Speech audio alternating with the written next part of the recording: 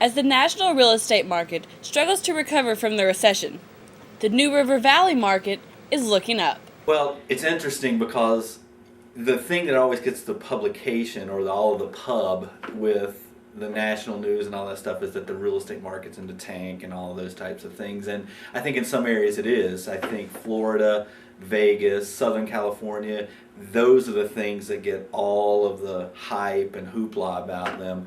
I think this area has not been hit as hard as it was over the past couple of years in other areas, mostly because of Virginia Tech. This community is kind of transient, and so you're always going to have people moving in, out, that type of thing. So the market, in my opinion, hasn't been hit as hard. It's been hit, but not as hard. I think now what we're starting to see is this stabilization with everything, and we're actually starting to get phone calls, and which is, that's the first sign, and we're getting it from all kinds of areas, both residential, commercial, even some of these other institutions that want to do different things. We're starting to get the phone calls, so that's a good sign for us. I would say at its worst, you are looking at people having to ask probably, I come down 10 to 20% at the most. I mean, my sister bought a house in Southern California and paid half price from what it was just about a year and a half or so ago.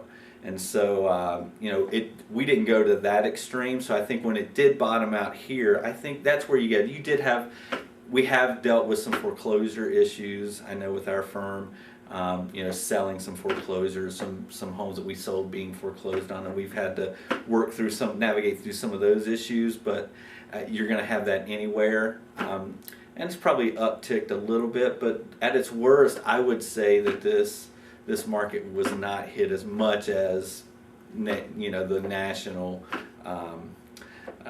perception is. It was great. I mean, you would have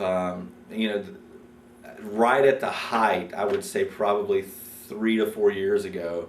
It was some pretty crazy prices out there, in my opinion. Especially, and this area is weird because we have the aspect of Virginia Tech, but then you have also, there's vacation areas around here. You have things at Claytor Lake or Smith Mountain Lake and Roanoke, and so there's all these kinds of different markets all kind of in one place. And so you have, I think even within our market in general, there are differences.